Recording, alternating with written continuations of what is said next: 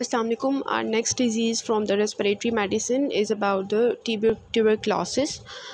Tuberculosis जो है it is world's leading cause of death from the single infectious disease. इसको हम different जो है बुक से देखेंगे और अच्छा सबसे जो मुझे लगा वो इरफान मसूद से, ये बहुत अच्छा उन्होंने लिखा हुआ है हर चीज़ को, लेकिन थोड़ा सा एक्सटेंसिव है, हर चीज़ करने वाली नहीं है, तो we will only do the important things. तो it's the world leading cause of death from the single infectious disease and आपको पता है कि किस तरह से ये ट्रांसमिट होता है कि एक पर्सन से दूसरे पर्सन में एरोसोल्स ट्रांसमिशन होती है इसकी. और लाइक दिस कोई भी स्नीज़ करता है, कफ़ करता है, तो टीबी का जो बैक्टीरिया होता है माइकोबैक्टीरियम ट्यूबरक्लोसिस, वो जो होता है एक पर्सन से दूसरे पर्सन में जाता है और फिर इस तरह से इसकी ट्रांसमिशन होती है.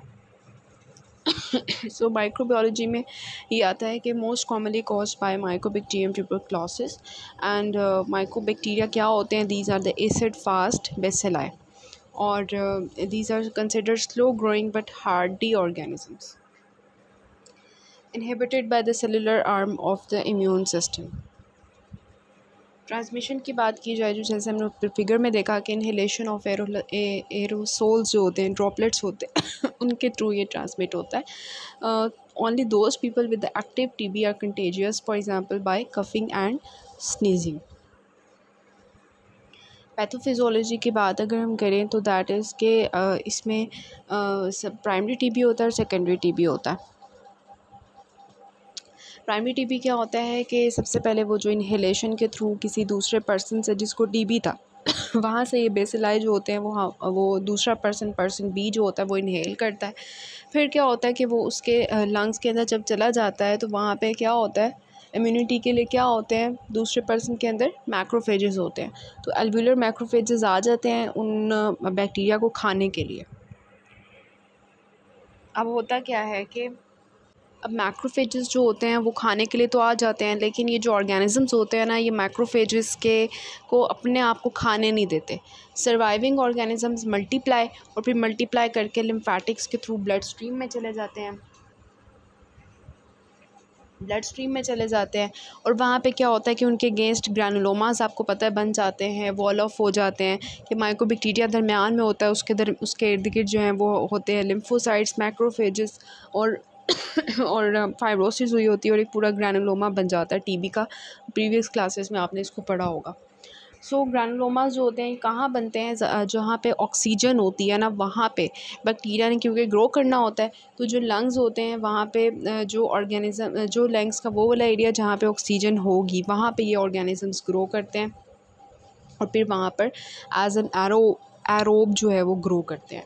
जब प्राइमरी इन्फेक्शन जो है वो रेजोल्यूट हो जाता है, मतलब हमारी बॉडी की इम्यूनिटी जो है, अगर हम इम्यूनो कॉम्प्रोमाइज़ नहीं है किसी भी तरह से, तो हमारी बॉडी जो है उसको फाइट ऑफ कर लेती है, तो रेजोल्यूशन हो जाता है प्राइमरी इन्फेक्शन का और ऑर्गेनिज्म जो है वो डोरमेंट बन जाता है ग्रैनुलोमा में.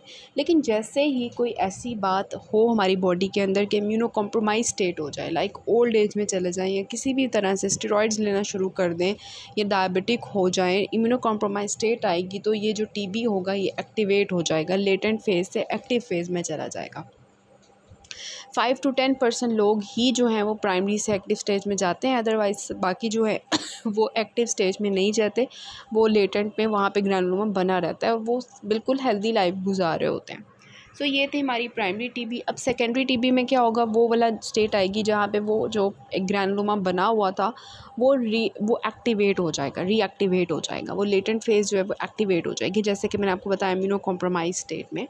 So occurs when the host immunity is weakened, for example HIV infection, malignancy, immunosuppressants ले रहे हैं, substance abuse कर रहे हैं, poor nutrition है, poor socio economic status है, तो ये सब कुछ जो है वो lead करेगा to reactivation of the tuberculosis.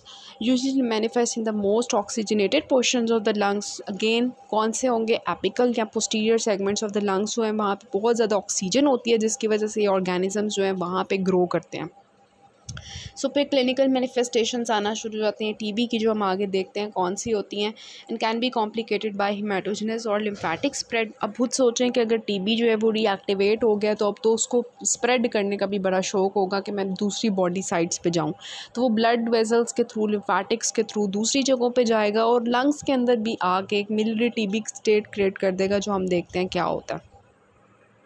सो ये देखें कि ये आपकी रॉबिन्स की पिक्चर है, इसमें प्राइमरी टीबी का बताया हुआ है। सेकेंडरी टीबी का देखें, सबसे पहले हमारे माइक्रोबैक्टीरिया जो आए हैं अल्वेओलर मैक्रोफेजेस ने उनको खा लिया है और ये वहाँ पे जो है ना उसके अंदर अटक गए हैं, माइक्रोफेजेस ने खाने नहीं दे रहे माइक्रोफेजेस को। प्राइमरी जो है वो टीबी जो है फिर क्या होगा, मैक्रोफेजेस टी सेल्स को बुलाएंगे और फिर जो है वहाँ पे ग्रैनुलोमा वगैरह फॉर्मेशन हो जाएगी। ये नॉर्मल चल रहा होता है प्राइमरी में। और यहाँ पे देखें कि ये जो है ये भी आपकी रॉबिन्स की पिक्चर्स हैं, इसमें भी बताया हुआ है कि प्राइमरी कॉम्प्लेक्स बनता है और फिर सारा मिलिट्री टीबी किस तरह से क्रिएट होती है। इसको जस्ट देख लें, टाइम वेस्ट नहीं करूँगी इसके ऊपर। यहाँ पे भी दिखाया हुआ है कि टीबी है, लेटेंट हो जाता है, सब क्लिनिकल हो जाता है। अगर एक्टिव फॉर्म में आ जाएगा तो ये बॉडी की दूसरी साइड्स पे जाएगा, लाइक प्लूरल टीबी कॉज कर देगा, ट्यूबरकुलस लिम्फेडाइटिस कॉज कर देगा, लिम्फ नोड्स में अगर जाता है बोन्स की इन्वॉल्वमेंट हो जाएगी, ब्रेन की इन्वॉल्वमेंट हो जाएगी तो टीबी मेनिंजाइटिस हो जाएगा और आंखों के अंदर भी टीबी जा सकता है। तो इस तरह से ये extra pulmonary manifestations after the reactivation होगा। कुछ टर्मिनोलॉजीज़ देख लेते हैं कि जो है जब ये एक 3 चीज़ें होती हैं, एक गोहान फोकस होता है, एक गोहान कॉम्प्लेक्स होता है और एक रैंकीज कॉम्प्लेक्स होता है। होता क्या है कि सबसे पहले जो प्राइमरी लीजन होती है जिसमें ग्रैनुलोमास बने होते हैं, that is Ghon focus. So primary focus क्या होता है, जो initial site of parenchymal involvement at the time of first जो है ये पता नहीं क्या लिखा हुआ है, it represents a calcified TB caseating granuloma. वो जो ग्रैनुलोमा बना होता है ना, सिंपली उसको हम कहते हैं गोहान फोकस, ठीक है। और इरफान मसूद पे इसकी डेफिनेशन लिखी हुई है, it is a primary lesion characterized by aggregation of numerous granulomas in the periphery of the lung. Different बहुत ज़्यादा जो है अगर ग्रैनुलोमास बन जाएँ टीबी के जगह जगह पे लंग्स में, तो दैट इज़ गोहान फोकस। लेकिन अगर उसके साथ साथ जो है प्राइमरी लीजन के साथ साथ Gohan focus plus lymph node की इन्वॉल्वमेंट हो जाएगी तो that is Gohan complex. Primary focus plus involvement of regional lymph nodes is the Gohan complex. फिर आता है रैंकीज कॉम्प्लेक्स। अगर ये जो गोहान फोकस है इसके साथ जो लिम्फ नोड्स हैं उनकी कैल्सिफिकेशन हो जाए, सिंपली एडिशन के जो लिम्फ नोड्स हैं वहाँ पे फाइब्रोसिस और कैल्सिफिकेशन हो जाए, तो दैट इज़ रैंकीज कॉम्प्लेक्स। तो Ghon focus is just the granulomas. Ghon complex क्या है कि involvement of the lymph nodes, और अगर उन लिम्फ नोड्स की कैल्सिफिकेशन हो जाती है, फाइब्रोसिस हो जाती है long with the Gohan complex, तो दैट इज़ द रैंकीज कॉम्प्लेक्स। ये 3 चीज़ें जो हैं वो आपको आनी चाहिए, बाकी रीड कर लें, जस्ट इंपॉर्टेंट भी नहीं है, रीड ना भी करें। तो रैंकीज कॉम्प्लेक्स क्या है, combination of calcified lesions of the lungs and the lymph nodes is refer to as Ranke complex, जैसे आपको नज़र आ रहा है, एरो से शो हुआ हुआ है। सो ट्यूबरकुलोसिस जो है ये लेटेंट इन्फेक्शन था जिसमें वो एक ग्रैनुलोमा बन गया था। फिर ये कैविट्री ट्यूबरकुलोसिस हो सकता है, मिलिट्री ट्यूबरकुलोसिस। यहाँ पे देखें कि जब ये जब लिम्फेटिक्स के थ्रू स्प्रेड होता है ब्लड के थ्रू, जब ये ब्लड के थ्रू दोबारा लंग्स में आएगा तो अब ये सारे लंग्स के अंदर जो है इन्वॉल्वमेंट करेगा। This is the military TB. तो it refers to the according to Irfan Masood military TB क्या है, it refers to acute diffuse dissemination of the tubercle bacilli via the blood stream. Clinical features जो हैं वो हम बाद में देखते हैं, लेकिन इसमें ये मिलेट सीड लाइक अपीयरेंस होती है, छोटे छोटे 1 to 2 मिलीमीटर्स के लीजन्स होते हैं which are distributed throughout the lung fields. और इसमें ऑब्वियसली सिस्टमिक मैनिफेस्टेशंस जो है वो ज़्यादा आ रही होंगी और ब्रेन की इन्वॉल्वमेंट भी हो सकती है, तो हेडेक हो रहा होगा और इस तरह से सब कुछ। इसको हम देखते हैं। अभी तक हमने जो है वो टीबी की क्या की कि टीबी होता क्या है, कौन सा ऑर्गेनिज्म है, पैथोजेनेसिस क्या है।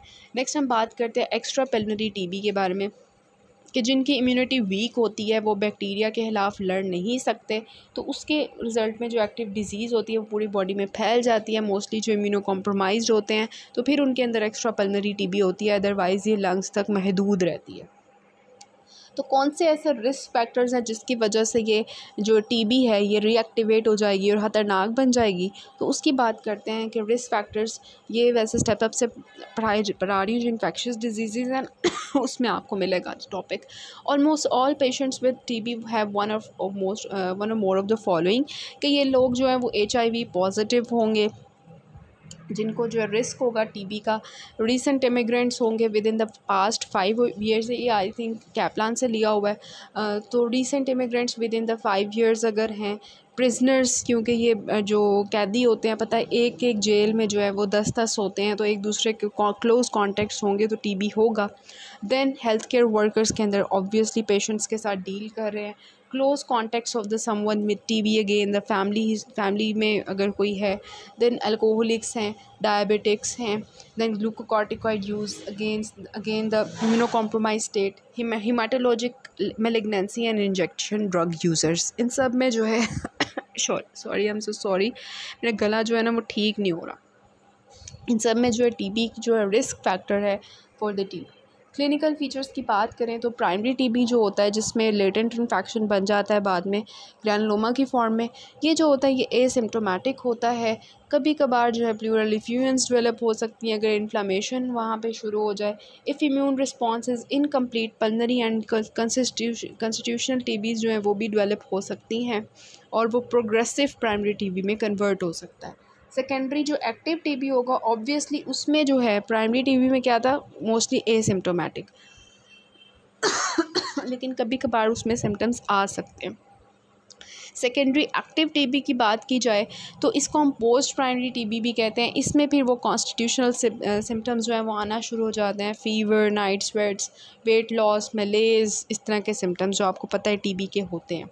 कफ़ जो है वो पहले ड्राई होती है फिर पुरलेंट बन जाती है, अगर पेशेंट को साथ साथ ब्लड भी आ रहा है तो इसका मतलब टीबी एडवांस कर चुकी है कि उसने जो है ना ब्लड वेजल्स को भी इन्वॉल्व कर लिया।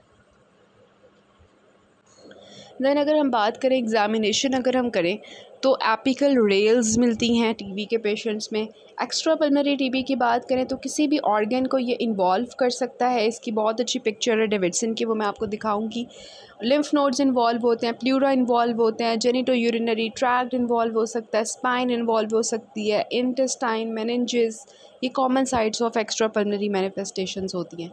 मिलियरी टीबी पहले हमने डिस्कस कर लिया कि हेमाटोजेनस डिसेमिनेशन हो जाती है ट्यूबरकल बेसिलाई की, और फिर जो है reactivation of the dormant disseminated foci और द न्यू इन्फेक्शन की वजह से होता है, also common in the patients with HIV again the thing.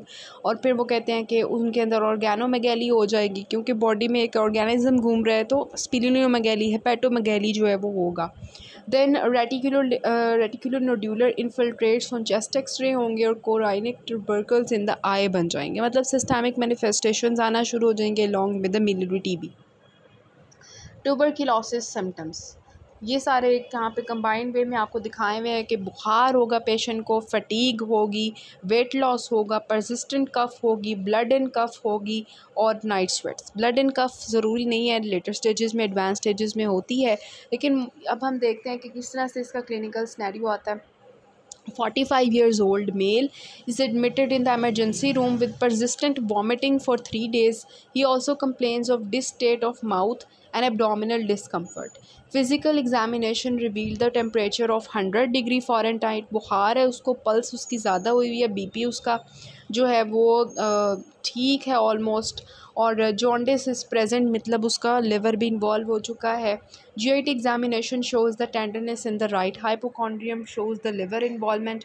On further inquiry he reveals that he is on the anti-TB therapy for last 2 weeks for his chest problem. ये आपका आया हुआ है, उन्होंने पूछा हुआ है कि कॉज ऑफ जॉन्डिस क्या है, इसका हम आंसर बाद में देखेंगे। एडवाइस आप उसको क्या करोगे एंटी टीबी ट्रीटमेंट के बारे में, और डॉट प्रोग्राम क्या है, ये आपने क्वेश्चन अभी माइंड में रखने हैं, जब हम इनको डिस्कस करेंगे तो फिर you will answer these. 40 years old smoker है, presents to the chest clinic with complaints of fatigue, weight loss, देखिए ज़रा इसके fever for the last 1 month. He also has productive cough worse at night, examination reveals the pulse of 110 ज़्यादा हुई हुई है, pulse BP उसका ज़्यादा हुआ है। चेस्ट एग्जामिनेशन में क्या है, trachea is shifted to the left side and there is increased vocal resonance on the left apex. Bronchial breath sounds are also audible on the left apex. उन्होंने पूछा है कि what is the likely cause of bronchial breathing, diagnosis बताना है, drugs आप उसको कौन से दोगे। जेंटलमैन है presents with the symptoms of low grade fever, हम इनको एंड पे डिस्कस करेंगे क्वेश्चंस को। Low grade fever, cough, pain in the right side of the chest. Possible clinical diagnosis, physical signs you would specifically look for on the physical examination, and give a list of investigations required to make the final diagnosis. Investigations पूछी हुई हैं, physical signs पूछे हुए हैं, diagnosis बताना है अपने along the basis of कि उसको low grade fever, cough and pain in the right side of the chest है। Then 19 years old हाउसमेड जिसका वेट जो है 45 kg है, ड्राई इरिटेटिंग कफ है, लो ग्रेड फीवर है फॉर द लास्ट 3 weeks, और she is pale and breathless with dullness over the right lower chest on percussion and absent breath sounds over this dull area. What are the most likely anatomical possibilities and what is the likely cause? Enumerate the 4 most important investigations and prescription आपने लिख के देनी है उसको। So how you diagnose the patient of TB? Must have a high index of suspicion depending on the patient's risk factor and presentation. आपने patient से risk factor का लाजमी सवाल करना है, कोई स्टेरॉइड्स तो नहीं लेते, डायबिटिक्स तो नहीं है, prisoners, close contacts with a TB person जो हमने ऊपर डिस्कस किए हैं सारे रिस्क फैक्टर्स, उनका ज़रूर हिस्ट्री में पूछना है आपने। Then chest x ray is the best initial test for the respiratory disease. जैसे अभी तक हम पढ़ते आ रहे हैं कि best initial test chest x ray. जब भी आपके पास रेस्पिरेटरी प्रॉब्लम का पेशेंट आता है, आपने उसका चेस्ट एक्सरे भेज देना होता है करवाने के लिए। सो आपको क्या मिलेगा, अपर लोब में, क्योंकि वहाँ पे ऑक्सीजन ज़्यादा है, वहाँ पे आपको इन्फिल्ट्रेट्स मिल सकते हैं, कैविटेशंस मिल सकती हैं। इसके अलावा आपको प्लूरल इफ्यूजन्स मिल सकती हैं, गॉन कॉम्प्लेक्स मिल सकता है, जैसे ऊपर हमने पिक्चर में रैंकिस कॉम्प्लेक्स भी देखा था। Evidence of healed primary TB। Then atypical findings common in the immunocompromised patients जो है वो आपको मिल सकती हैं कि इम्यूनो कॉम्प्रोमाइज स्टेट है तो उसके अंदर जो है वो ऐसा जैसी एक नॉर्मल पर्सन के अंदर इम्यूनिटी वाली स्टेट क्रिएट हुई होती है, Ghon complex, Ranke's, granuloma formation, वो यहाँ पे आपको एटिपिकली मिल सकती है। तो chest x ray first of all आपने करवा लिया। देन होता है स्पूटम टेस्ट। स्पूटम में आप क्या करवाओगे, स्पूटम में आप जो है एसिड फास्ट की टेस्टिंग करवाओगे।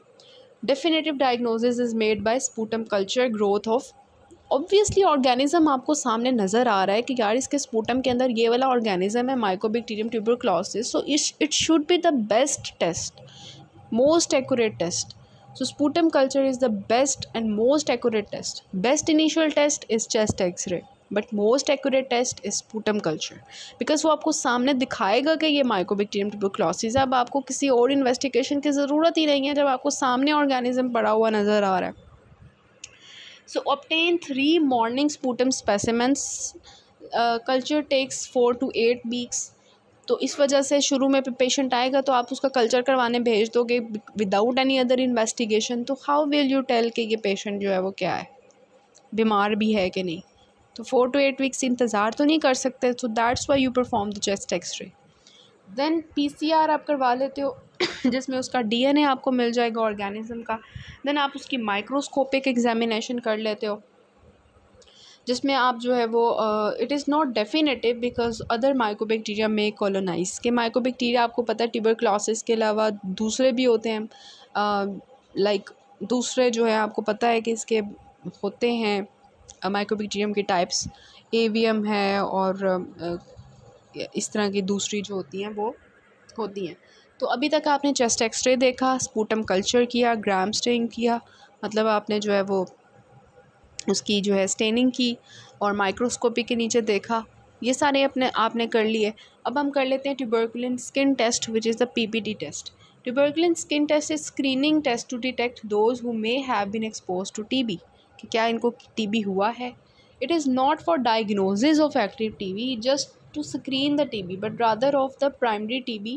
If positive, चेस्ट एक्सरे फिर हम करवा लेंगे. अगर PPT टेस्ट पॉजिटिव आ जाता है तो हम चेस्ट एक्सरे करवाते हैं. It is not screening test for everyone.